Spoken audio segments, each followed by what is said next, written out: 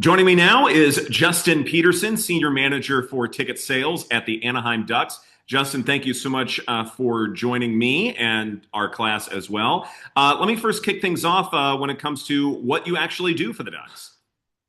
Yeah, Edward, appreciate you having me and for the class there. Super excited to get the chance to chat with you.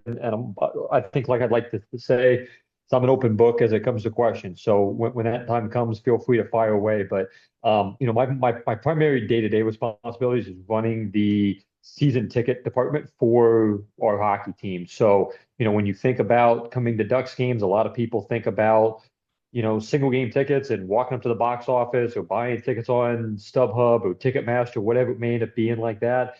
There is a business inside of the business behind the scenes that we run 24/7, 365 for 12 months a year that a lot of people, I think, but maybe don't recognize, early on. So, starting in February and from a timing thing, we'll get started on next season here very, very shortly. But pretty much starting in February of every single year, we start selling season tickets for the following season. So we'll sell season tickets from February to July. July, the NHL comes out with their schedule, which is a pretty big milestone for us.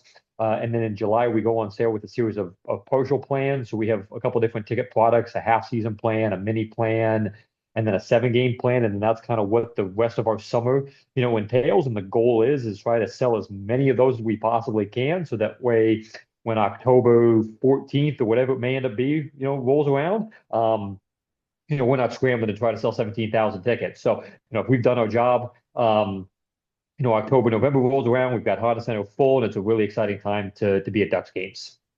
So a lot of the reason why you need to plan so far in advance is so that you can make sure that you're in a comfortable space once the games actually start and you're finally dropping the puck, and that atmosphere that we come to know and love at just about every NHL arena is going to be there just as strongly, if not even better.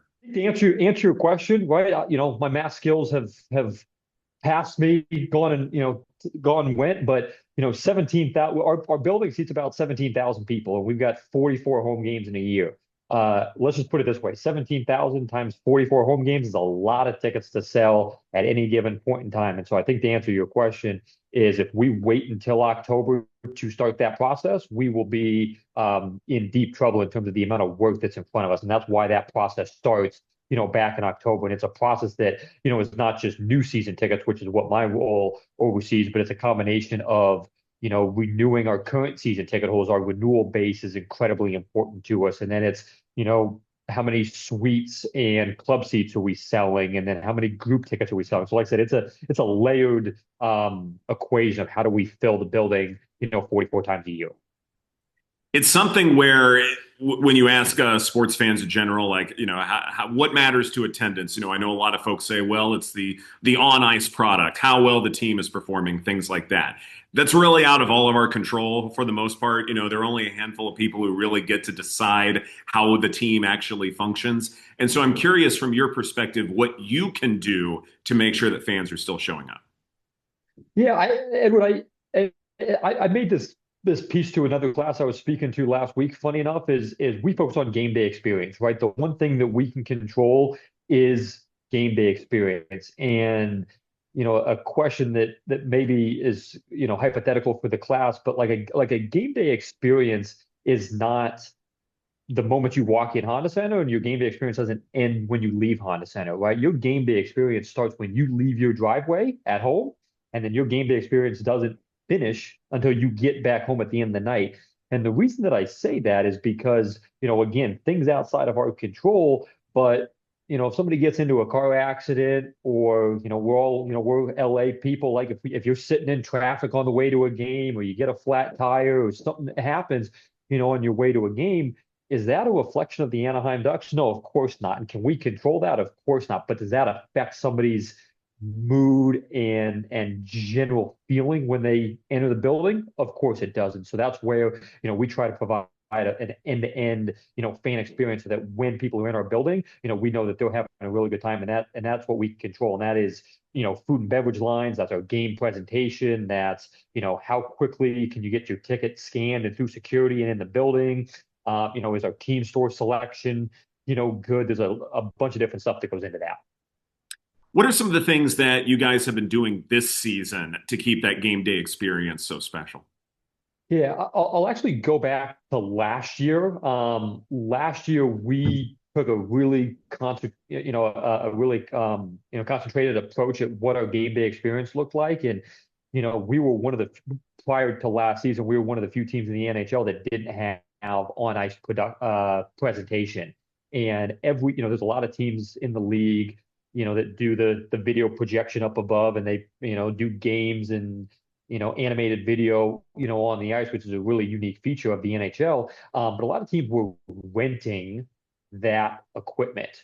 We took a really, like I said, we took a really concentrated approach in saying like, hey, this on ice presentation has been going on for the better part of 5 to 8 to 10 years. If we just come in and buy on ice presentation and we do the same as everybody else, that just makes us everybody else. We wanted to figure out what makes us different. And so we went through and we bought all of our equipment as opposed to renting all of our equipment. So a huge capital expenditure. I mean, that stuff isn't cheap, keep in mind. So a huge kudos to our ownership group and our executive team for seeing the value in that. But more than anything is we tried to double down. So we have more camera angles, more lights, more lasers, more rigs and soundbar systems than I think any other building has. And what it allowed us to do was get really creative. And so I think once again, going back to last year, we had hired 2 to 3 people on our game presentation team that their entire responsibility is 3D visual effects. And they're all graphic designers, but they specialize in, how do we make a on-ice presentation come to life, for the fan. Wonderful. How did you get involved in this role? Yeah, I go back 11 years, similar to a lot of the students. I'm sitting in a classroom like this, having no idea what I want to do. Uh, there was a connotation around sales that it felt like it was, car salesy and sleazy and had that negative connotation to it. And I think for a long time, I thought I wanted to be in marketing.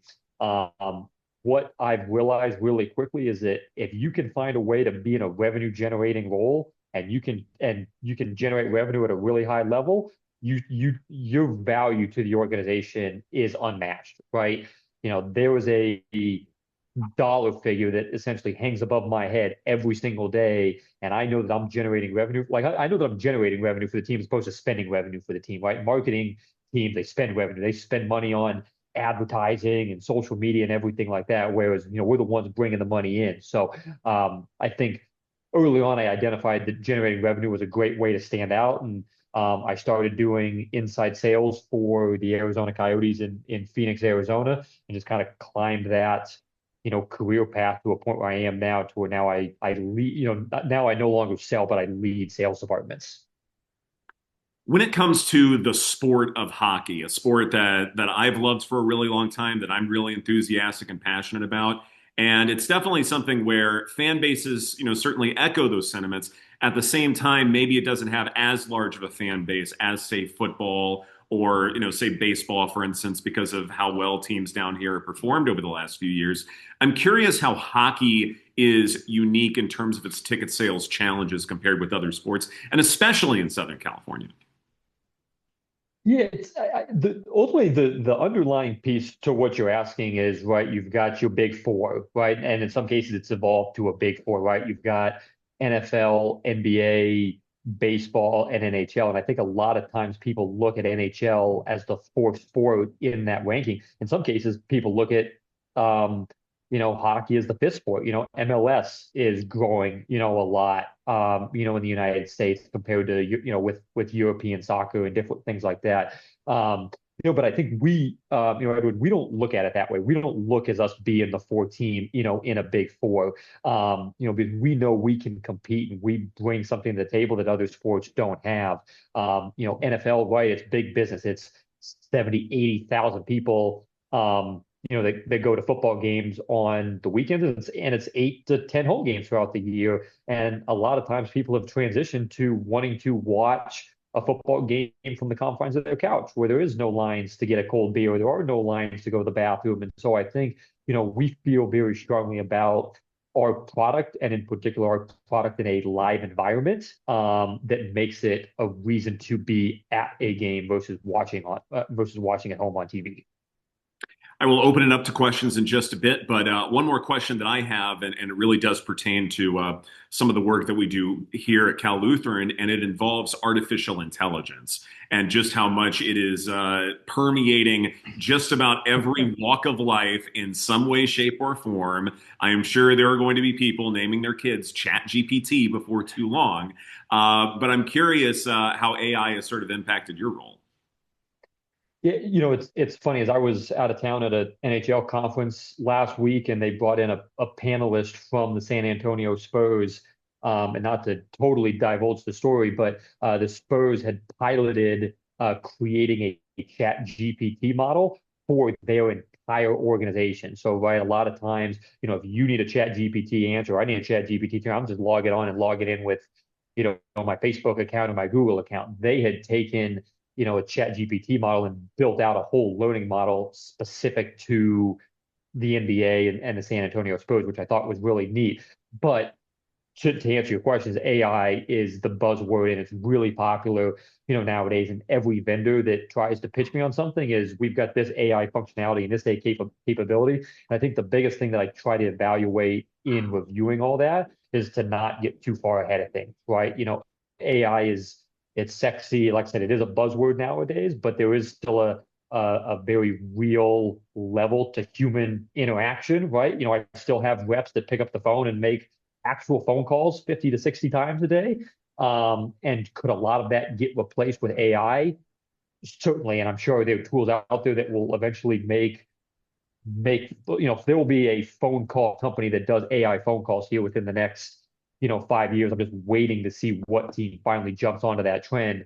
So I think that the biggest thing I look at is I try not to get carried away in too much, because there is a fine line between having too much AI and then not having any AI. I think in a 2025 environment you need a little bit of enablement and artificial intelligence, but not too much to where you lose the source of the business.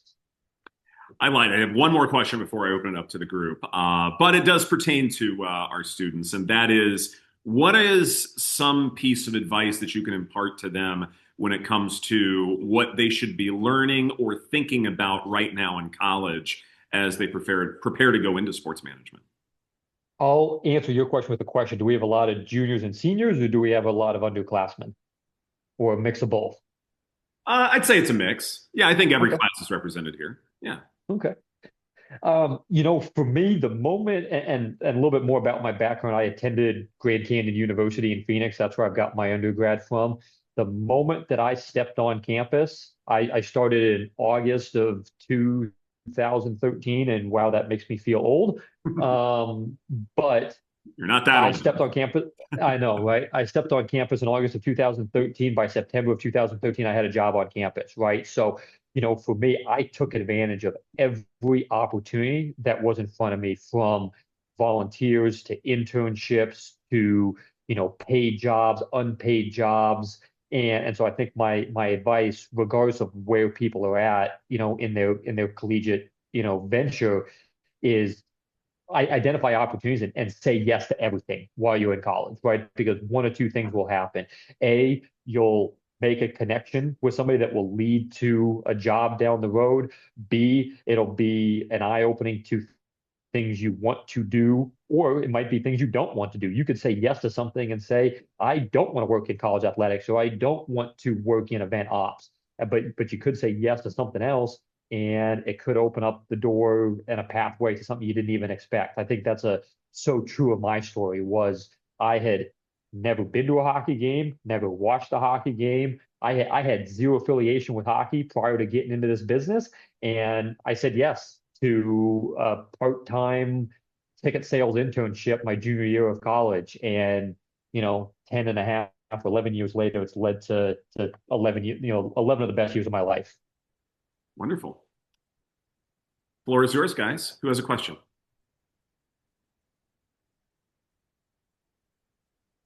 Go for it. Um, how do you deal with people opting out of season holders? Like what do you do to try to prevent? Maintaining those who have season tickets versus those who opt out. Yeah, we're really big on our kind of the relationship side of the business. We have a department with the Ducks that all they do is interact with our season ticket holders. So they don't do any outbound sales. When I go back and I think about 12 months out of the year, the fact that we have a business that operates, their business is maintaining the relationship with our current season ticket holders. So what that looks like is making sure that they're using their tickets first and foremost, right? You got 44 games. That's a lot of games to use. A fun statistic is on average, our season ticket holders come to about 26.7 of their games. So we have season ticket holders that have all 44 games. They only come to about 26 of them then. So and that is in part because the value in the season tickets and what they are saving on a ticket price standpoint is so significant that it allows them to not need to come to every single game. But the first piece in terms of how we retain is it's making sure that they're using their tickets. And then the second piece is making sure that they're using their benefits. We have a really comprehensive benefits package from events and discounts and gifts and a lot of different, a lot of fun, different things in our season ticket package. We want to make sure that they're using those things because two things is we see people that opt out when A, they're not using their tickets, and B, they're not using their benefits. Usually that's a telltale sign somebody's going to opt out. Good question. Who else has a question?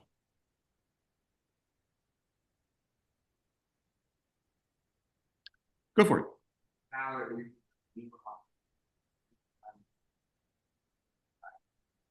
Yeah, so being a newer hockey fan, so to speak, what's been something that's really kept you going, that's made you a diehard all of a sudden? Well, the same thing. I throw statistics out there, and I don't know how true this still is, but when I first got into this business, there was a statistic that my boss had told me at the time was all it takes is 3 hockey games to finally get somebody hooked. So once you Hmm. go to your first game, okay, it's cool. You go to your second hockey game, you start to like it a little bit more. Once you go to that third game, statistics show that then you become a hockey fan, for life. I think the thing that's kept me going is I love the product, right? Like I talked about, the NFL model to where, I'm the same way. I'd love to watch a football game, on TV, right? There's too many commercials, the game's slow when you're in person. As a hockey game, it's go, go, go, go, go, right? And I think the thing I like is it's 20 minutes of gameplay, the 20-minute intermission. It's 20 minutes of gameplay, it's a 20-minute intermission. So it's really easy in my opinion, to be locked in for 20 minutes and sit in your seat and watch the game, go up and down, and then be like, okay, cool, that was a lot of fun. Let me go, grab a beer or hang out with my friends, on the concourse. So, and I think the skill is so unique. You know, we've got 18, 19, 20-year-old kids that are doing things that just seem so unimaginable. Like you're skating on a pair of ice skates while also, handling a puck and trying to score a goal. And also, by the way, don't, get absolutely, trained, blindsided by somebody trying to run your head off. The stat nerd me has to ask this, but I would be curious when it comes to that study if where you're sitting in the arena matters a great deal. Now, like watching it from the nosebleeds, like it's still an enjoyable experience, but to actually be rinkside or actually hear the collision of player to glass, that to me is almost a different experience altogether. Mhm. Yeah, the statistic to your point, I think I'd love to dive in, again, right? This statistic was 10 years old at this point, so who knows how relevant it is. But, I think to your point, there is some underlying pieces of, what does that statistic look like, if you're down low as opposed to being up high. The one thing that I'll say, and I'll abstract your statement, is no such thing as nosebleeds in our business. They're the most affordable, they're the best value tickets that we have. Yes. Fair enough. Yes. Thank you for the correction. Who else has a question here? Yeah. So you mentioned going from being a sales rep to leading a sales team. What's a leadership quality? It's It's really unique, and I kind of preface my statement by, a lot of people become really, really good sales reps, and they think if you're, and a lot of people think if you're a really, really good sales rep, it's easy to be a really, really good manager.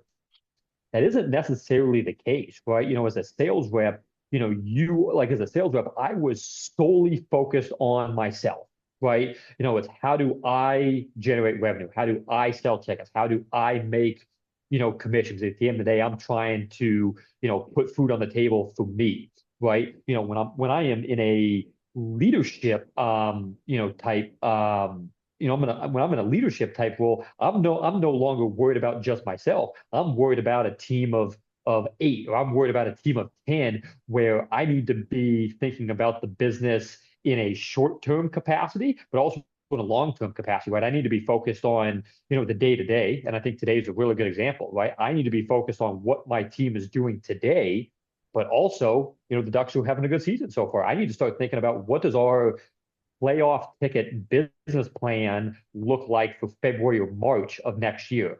I talked about going on sale in February of every single season. Like I need to start thinking about what does our on sale for the 26, 27 in February look like? And on paper, that's 3, 4 months away. But those are things I'm thinking about. So I think from a leadership quality standpoint, is its time management is really important. It's being organized and detail oriented. And then it's just having a good composure and a good focus when you go into every single day. It is fascinating. Sales is no different than so many other industries within sports where just because you completely excelled in the task that you grew up in doesn't necessarily mean that you're going to have the leadership skills. And sometimes it also works the other way around where maybe you were okay at the job you had, but then you possess those leadership qualities to where you can have that macroscopic vision and you can be absolutely dynamite leading a team. Mhm. Who else has a question?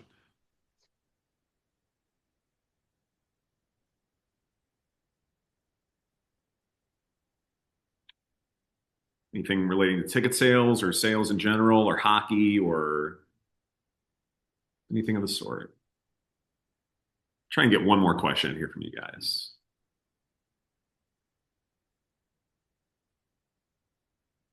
Maybe even something about the Ducks. I need Anything? to know how many. I need to know how many Ducks fans we have versus Kings fans. Yeah, Ducks fans. All right. Who is a Ducks fan? Okay, so we've got a couple, three. And who are Kings fans? We've got one, two, three. Okay, so it's about an even split. Okay, I can live with that. You, Yeah, I will come back to speak to another class purely based on that show of hand raises alone. yeah, right. Nice proportion or disproportion reason. Tell you what. Oh, yeah, go ahead. One more question. Yeah. As a sales, what key like traits like to motivate the people you're trying to sell to, like to get them to buy Mhm. something. Go ahead and rephrase that to me. I was having a tough Yeah, time for hearing sure. it. So when you're working in sales, what's one trait that you should be possessing that maybe you should even be working on right now in college to make sure that you can complete the deal, so to speak.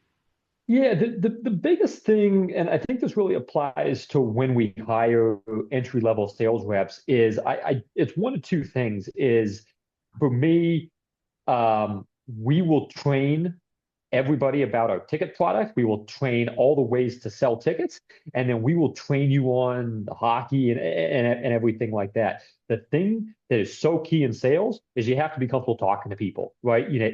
If and I think that this goes back to just how things have changed, nowadays. And I really urge that next generation to get outside your comfort zone and really talk to people, right?